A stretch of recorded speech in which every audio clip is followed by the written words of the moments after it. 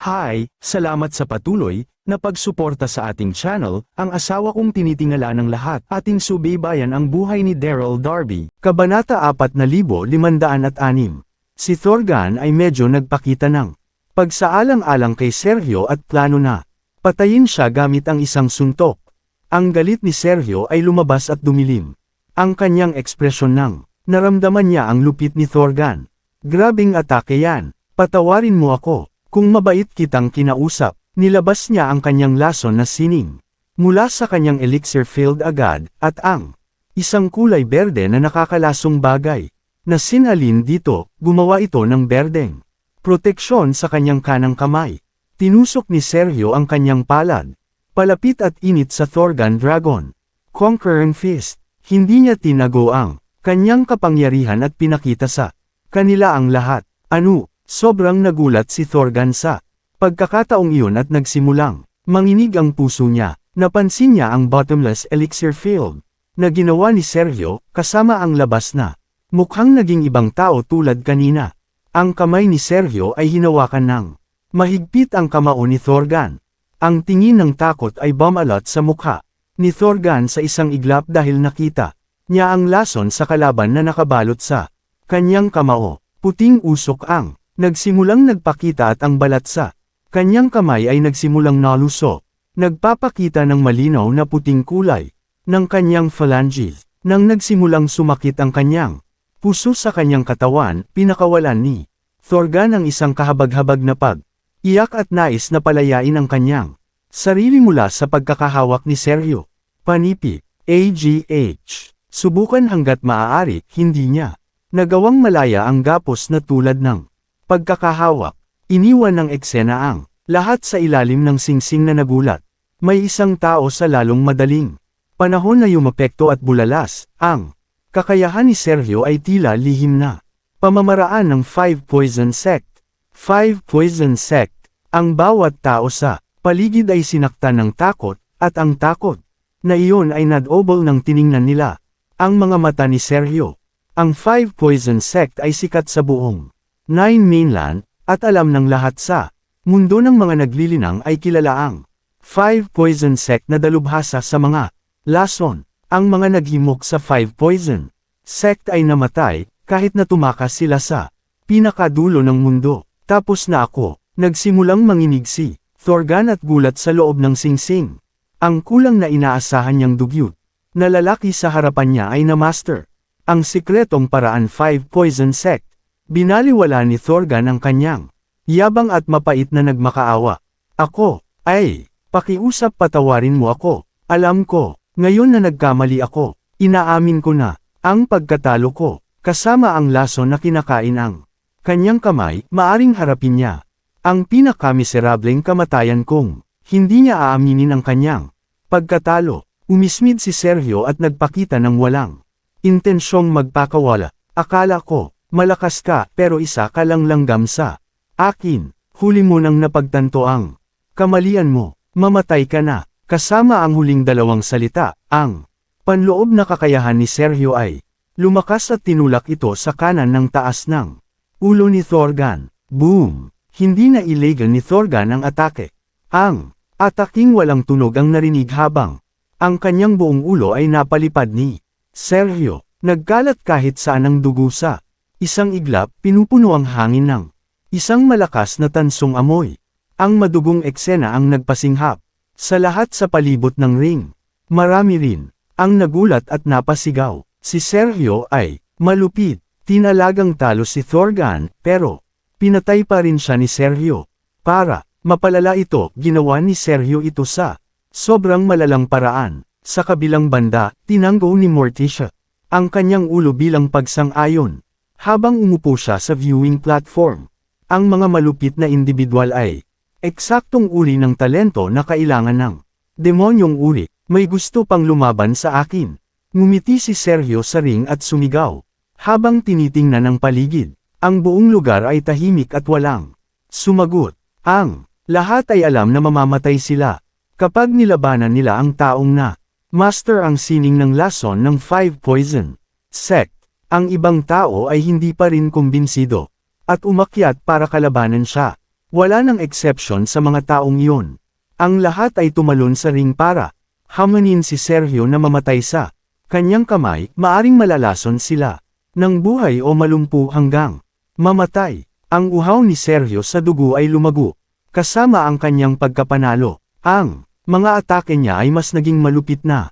Parang nilabas niya ang lahat ng paghihirap niya noon. Malapit nang matapos ang 3 oras at ang buong ring ay balot na ng dugo.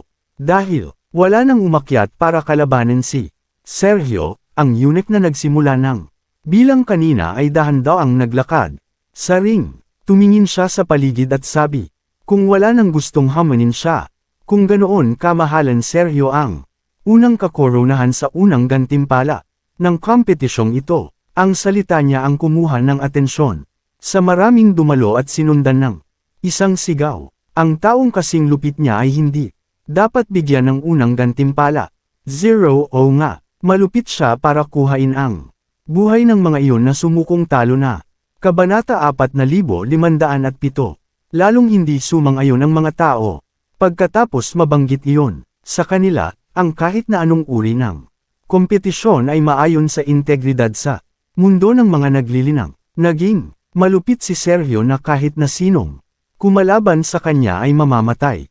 Magdudusa ng seryosong pinsala. Iyan ba ang klase ng tao na karapat-dapat makakuha ng unang gantimpala? Nang makita ang sitwasyon, ang eunuch ay mayroong mapait na ekspresyon sa kanyang mukha at dahan-dahan niyang sabi, tumahimik kayong lahat. Ito ang mga palatuntunin ng kompetisyon. Walang magagawa ang pagtanggi nyo. Sigurado siya na ang mga taong iyon ay hindi matanggap ang kanilang pagkatalo. Kailangang tingnan ni Sergio ang paghamak sa kanyang mukha. Tinatawag niyo akong malupit. Hindi niyo ba alam na mayroon laging kapalit sa laban? Hindi. Dapat kayo sumali sa kompetisyon kung takot kayong mamatay. Hindi na ito mapigilan ni Morticia at dahan-daang tumayo. Sumulyap siya sa buong karamihan at sinabi, ang layunin ng kompetisyon na ito ay pumili ng malakas, makapangyarihang mga tao upang maglingkod sa mga maharlika. Tanging ang malakas ang nararapat sa paggalang. Ang pagiging mabait ay hindi makakakuha sa iyo kahit saan. Ginagawa ko ngayon ang opisyal na anunsyo na magbigay ng unang lugar sa Sergio. Hindi na kailangan para sa anumang karagdagang mga pagtutol. Ang kanyang matamis at tunog na may akda ay sumasalamin sa buong-buong bulwagan ng panalangin. Tumahimik ang bulwagan ng magsalita. Si Morticia, walang nang ahas na tumutol, dahil alam nila na ang magandang babae sa harap nila ay mapanganib sa kabila ng kanyang magagandang hitsura. Maraming tao ang nakakaalam na siya ay nagmula sa lahi ng demonyo. Pagkatapos ng lahat, ang balita ng kanyang kontrol sa reyna ng South Cloud World ay kumalat sa buong mundo. Hindi natalo si Morticia sa paligid ng bush at nagpatuloy, iyon lang.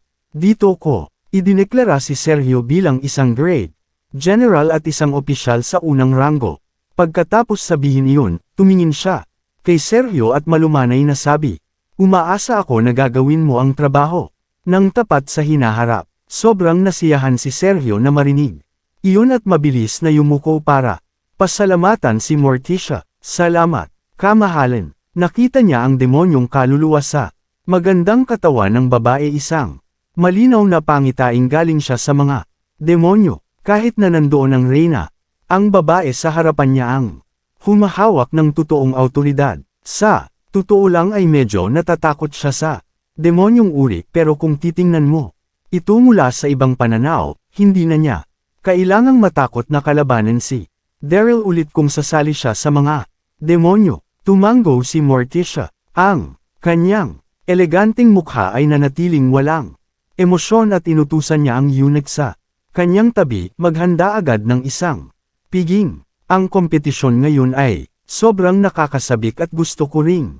trituhin ng maayos ang mga mandirigma na sumali rin. Opo, kamahalan, sagot ng eunuch sa oras na matanggap niya ang utos at tumungo kasama ng iba pang opisyal para gumawa ng mga preparasyon. Umalis si Sergio para makaligo at palitan ang kanyang kasuotan. Dahil opisyal na siyang Great General, ito ay isang karaniwan sa South Cloud Royals na Nagpalit siya ng armas, pinapangunahan ang mga maharlilkang sundalo sa kalsada. Para sa karaniwang tao, kalahating oras ang lumipas, daang pinasok ni Sergio ang kalsada sa ilalim ng proteksyon ng maharlikang sundalo. Maraming mga tao ang nagtipon sa kabilang sulok ng kalsada. Ang posisyon ng Great General ay makapangyarihan at respetado. Iisang tao lang siya habang hindi mabilang mga tao ang nasa baba niya. Bilang resulta, ang mga tao ng maharlilkang syudad ay gustong makita ang uri ng taong nanalo. Sa unang gantimpalang kompetisyon, nakita nilang lahat si Sergio na nakabihis sa tansong armas at nakabihis sa maharlikang gintuang espada sa kanyang baywang. Ang paningin na ito ay mahirap panghawakan. Maraming mga tao ang hindi napigil ang mapasinghap sa mangha sa kanya. Talagang nakakataas siya. Oo, hindi ko inaasahan na ang taong makakakuha ng unang gantimpala ay sobrang bata. Ang pag-uusap sa paligid ni Sergio ay masaya sa paligid niya at napuno ng hindi mailarawang taas sa sarili. Simula ngayon, ongat pa ako ng ongat. Master at junior sister ay magiging masaya kapag nalaman nila. Isip ni Sergio, maraming tao ang nagsimulang nagtipon at nanood sa kalsada. Sa mga tao ay isang payat na figurang tahimik na nakatayo.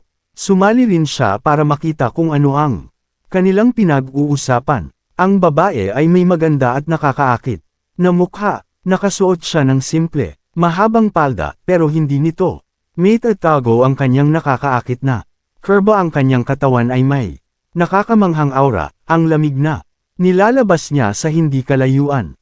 Ito ay si Kendall. 2 linggo ang lumipas, tumakas si Kendall mula sa ilalim ng kuweba hindi kalayuan sa Maple Division, at hindi inaasahan na nakayanang makuha ang Golden Scale Python. Nang nakabalik siya sa Maple Division ulit, nasunog na ito at sinira ng isang apoy. Ang mga pundasyon ng Five Poison Sect ay nasira rin. Walang nagawa si Kendall kundi ang kontaken ang mga disipulo ng Five Poison Sect habang nakatingin sa kinaroroonan ni Sergio. Tinanggal ni Sergio ang kanyang pagiging inosente at nakaramdam ng pagkamuhi. Sa kanyang puso handa siyang bayaran ang kahit na magkano hanggat kaya niyang patayin si Sergio gamit ang kanyang sariling mga kamay. Kabanata 4508. Gayunpaman, pagkatapos maghanap ng halos 10 araw, hindi pa rin mahanap ni Kendall si Sergio. Nang nalagpasan niya ang South Cloud Royal City ngayon at nalaman na mayroong tournament, pumunta siya roon dahil sa kuryosidad. Sa pagkakataong iyon, nang nakita niya si Sergio sakay sa malaking kabayo, bumilis ang tibok ng puso niya at nablangko ang isip niya. Nanalo rin siya sa unang gantimpala ng kompetisyon at naging general dito. Sa parehong oras, nang inig siya sa galit. Desperada siyang mahanap si Sergio noon, pero nasa lugar siya na kasing halata tulad nito. Magmamadali na sana si Kendall at aatakihin na niya si Sergio, pero pinigilan niya ang kanyang sarili nang nakita ang maharlikang sundalong sumusunod sa likod niya. Kahit na nag-eensayo siya ng sobra sa nakaraang kalahating buwan, ang lakas niya ay halos wala sa kalahati na kung ano ito noon. Kung gagawa siya ng pagkilos dito, natatakot siya na mahuli siya kung hindi siya nagtagumpay maghayganti. Kalimutan mo ito, naisip niya, na pinipigilan ang kanyang galit habang nagtatago siya sa karamihan. Nag-isip si Kendall, titingnan niya si Sergio mula sa mga anino at ilunsad ang isang sorpresa na pag-atake kapag tama ang oras upang mabigyan siya ng isang nakamamatay na suntok.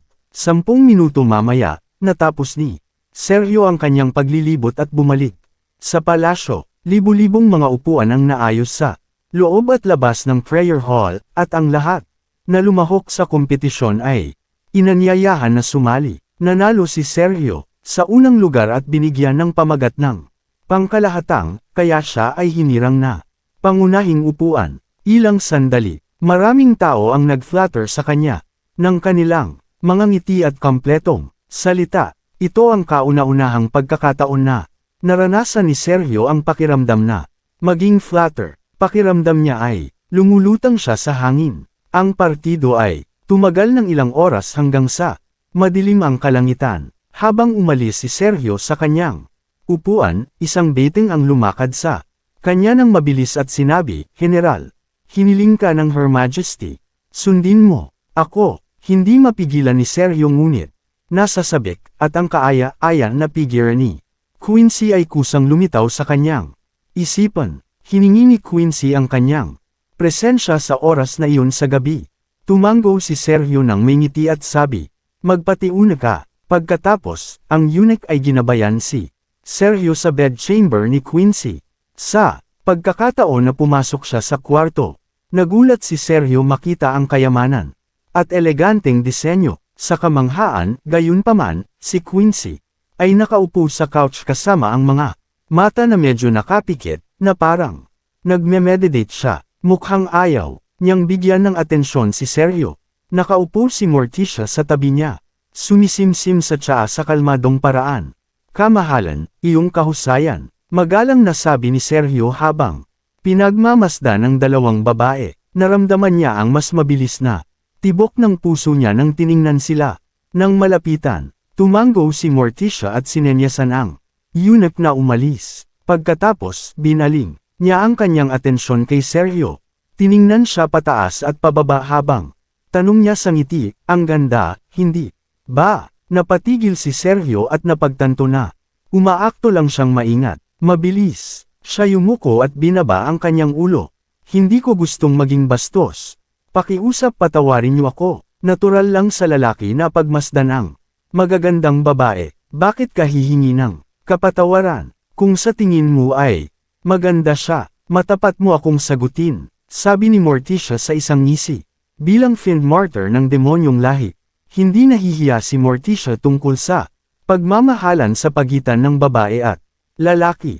Inangat ni Sergio ang kanyang ulo sa takot at bamaling ng mabilis kay Quincy. Pagkatapos, binaba niya ang kanyang ulo ulit at sabi, 0-0. Maganda siya. Mukha siyang natatakot at mas lalong nagtaka. Usap-usapan na ang South World. Cloud ay nasa ilalim ng demonyong lahi. Ngayon na mukhang totoo ang usap-usapan. Ngumiti si Morticia at pinuri, medyo tapat ka. Ikinagagalak ko ang katapatan mo, dahil ikaw ang natalagang general ko. Hindi na ako magtatago ng mga bagay sa'yo. Ako si Morticia, isa sa mga 12 fiend martyrs. Ang buong South Cloud ng maharlikang pamilya ay sa ilalim ng kontrol namin. Ang tournament na ito ay inilunsad din sa pangalan ng maharlikang pamilya ng si Sergio ay isang matalinong lalaki. Bago pamatapos magsalita si Morticia, mabilis siyang gumawa ng kamahalan. Huwag kang mag-alala. Gagawin ko ang lahat para magtrabaho sa iyo. Tumango si Morticia at sabi sa pagsang ayong tingin sa kanyang mukha, mabuti. Matalino ka, hanggat ginagawa mo ang lahat ng makakaya mo, hindi kita tatratuhing basura. Simula ngayon, gusto kung may gawin kang isang bagay. Sige lang, sagot agad ni Sergio. Kabanata 4509. Simula ngayon, gusto kong tulungan mo akong harapin ang mga pangunahing sekta ng Nine Mainland. Mabuti kung kaya mong kuhain sila para magtrabaho para sa akin, pero kung sakaling hindi mo kaya, gusto ko silang mamatay.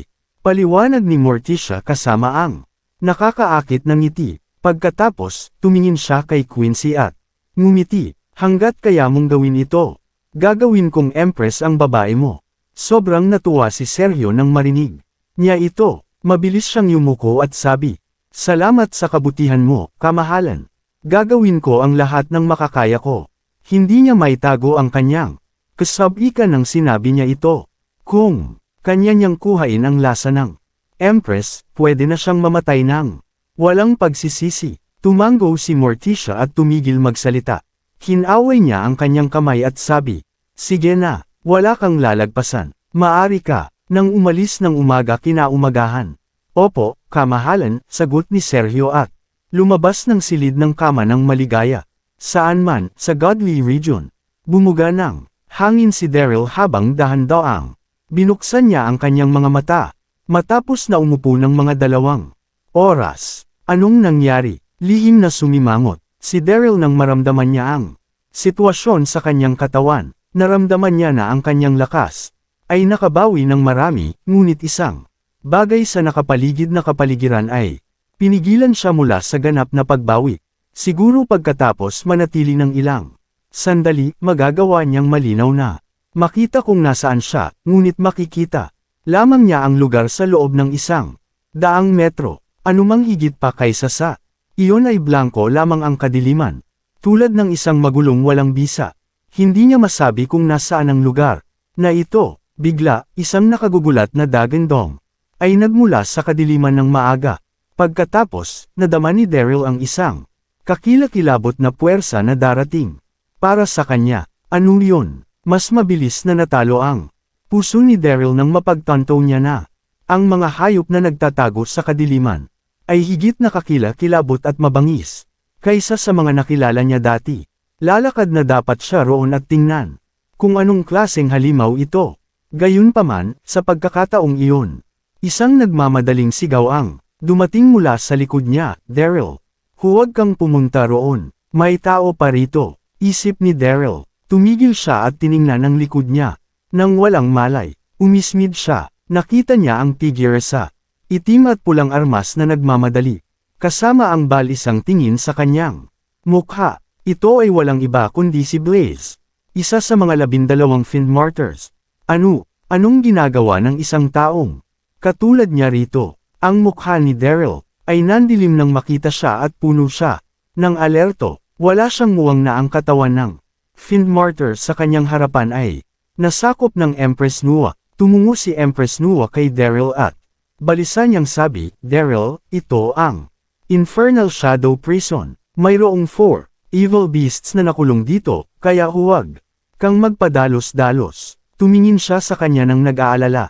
Sa oras na iyon, ang lugar ng Devil Sealed Mountain at pagkatapos madiskubre ang katotohanan, inisip ni Empress Nua na hanapin ang Ancient Ancestor hanggat maari. Gayunpaman, naghanap siya sa buong lugar pero wala siyang nahanap. Sa dulo, wala siyang nagawa kundi magmadali sa Infernal Shadow Prison. Sa katotohanan, sa sitwasyon ngayon, talagang mapanganib para sa Empress Nua na pumasok sa Infernal Shadow Prison, tsaka, kasama ang lakas niya. Ngayon, wala siyang laban sa 4 evil beasts. Gayunpaman, wala nang paraan. Si Daryl, ang susi para harapan ng demonyong uri. Kapag may nangyari sa kanya, ang kapalit ay hindi na maiisip. Si Daryl ay napatigil nung una at pagkatapos ay umismid, alam mo, nakakatawa talaga to. Bilang isa sa demonyong uri, bakit ka mag-aalala kung mabubuhay ako o hindi? Kahit na gaano kapanganib ang lugar na ito, ikaw isang demonyo ang nagbato sa akin dito. Kahit na nasa koma pa siya noong dinala siya sa lugar na iyon, matalas ang isip niya at madaling mahulaan ang nangyari. Walang magawa si Empress Nua nang nahimak siya. Ngumiti siya ng mapait, at sabi, Daryl, hindi ako ganyan. Ako si Empress Nua. Nandoon ka rin noong nagkaroon ng palitan ng godly region sa mga demonyo. Narinig mo rin ang pag-uusap sa pagitan ko at ni Magera. Kung ako si Blaze, bakit mo sasabihin sa kanya ang sikreto sa bato? Si Empress Nua ay mukhang seryoso. Noong sinabi niya ito, nakatayo si Empress Nua sa harap niya, na nagpapanggap bilang si Blaze. Napatigil si Daryl at nagtaka.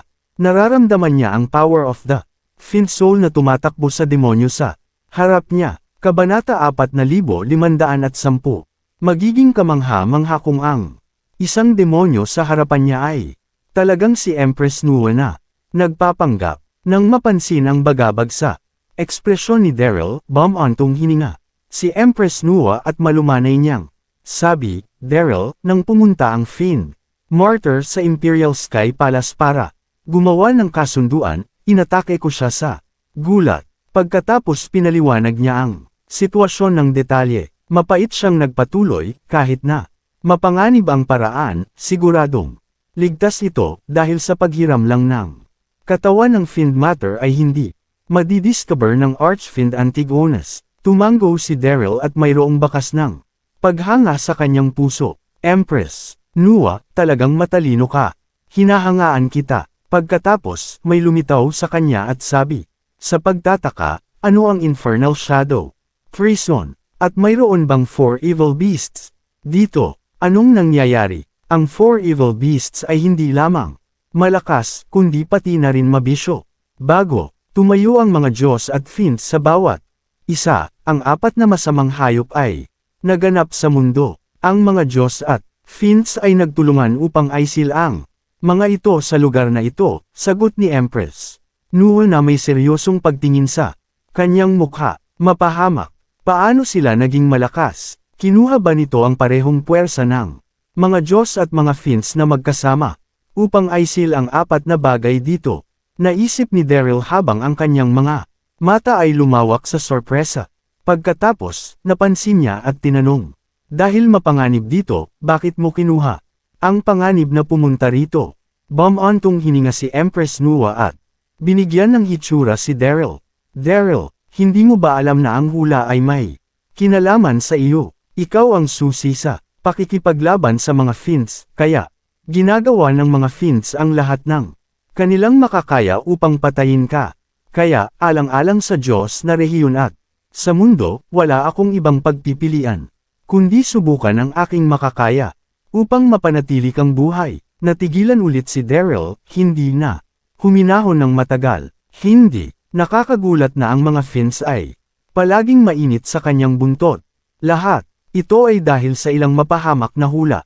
Gayunpaman, hindi rin niya maaaring talunin ang 12 fiend martyrs. Paano niya labanan ang buong lahi ng fiend? Habang sikretong nagulat si Daryl, hindi na makapaghintay magsalita ni Empress Nuwa, kahit na anong mangyari. Ipapasa ko ang lahat ng paglilinang ko sa'yo ngayon. Sa paraang ito mapipigilan ang 4 evil beasts at makaalis dito. Nagulat si Daryl at umiling kaagad. Kamahalan, pakiusap ko wag mong gawin yan. Nailoloko mo ba ako? Paano ko makukuha ang paglilinang ni Empress Nuwa? Isip niya, kilala ito na si Empress Nuwa ay kilalang ninuno ng mga tao sa Nine Mainland. Gayunpaman, pinilit siya ni Empress Nuwa, huwag ka nang magsalita. Ito lang ang tanging oras na magagawa natin.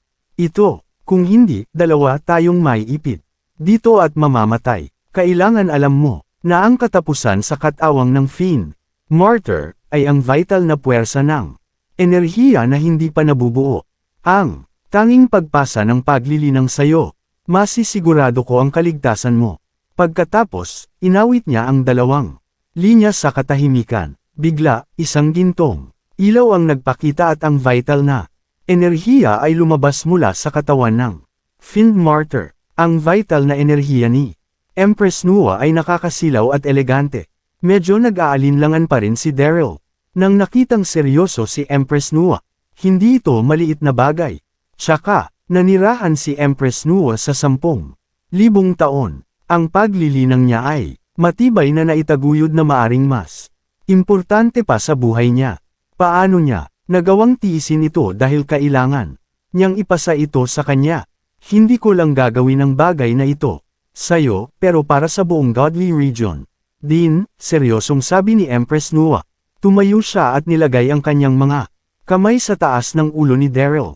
Ang naramdaman lang ni Daryl ay ang hindi may kukumparang lakas ng puwersang pumapasok sa kanyang katawan. Hindi lamang iyon, pero ang hangin sa paligid ay gumawa ng isang nakakamanghang, nakakatakot na bagyo, habang ang kapangyarihan ay nagpatuloy na pumasok sa kanyang katawan.